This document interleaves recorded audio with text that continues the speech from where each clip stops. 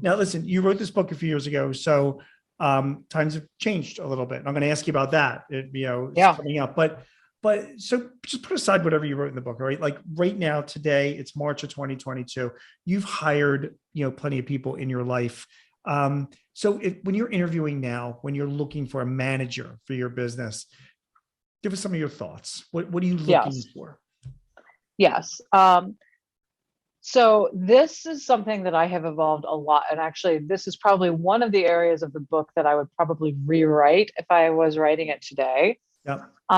So I do have a pretty I have a set of questions and areas and competencies that I have developed with my team because I have some really great managers working for me right now Okay. that are, some of them are better than I am at certain things. So Okay. They should be. working with those people, yes, exactly, Right. Right. right? So working with those people, we have developed kind of a set of competencies that we think are really important for managers to have. And there are things like, knowing project execution, dealing with, dealing with certain kinds of employee situations, good and bad, right? Dealing with high performers, dealing with low performers, working with product managers, I think is an important skill for most managers in tech Okay. these days. And having a product mindset, right? Knowing how to collaborate with partners outside of your team to, again, when do you say no? When do you say, help me get to yes, right? How do you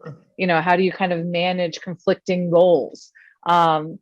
Depending on the level, how do you set strategy for your team, right? And then, various sort of cultural questions to make sure that, different companies have different cultures and you want to make sure people are culturally aligned, a culture add in some ways, but not so far off that it's going to not, it's going to be Sure. bad for everyone involved.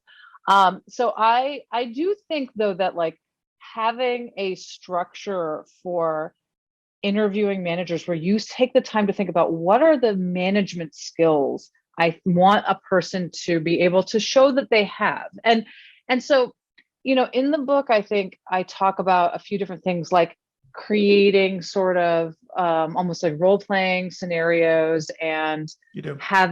possibly even having direct reports to interview a manager. Role-playing scenarios you could do. I think it's just a lot of work, to be Mhm. honest. And so I haven't ever really managed to get that off the ground.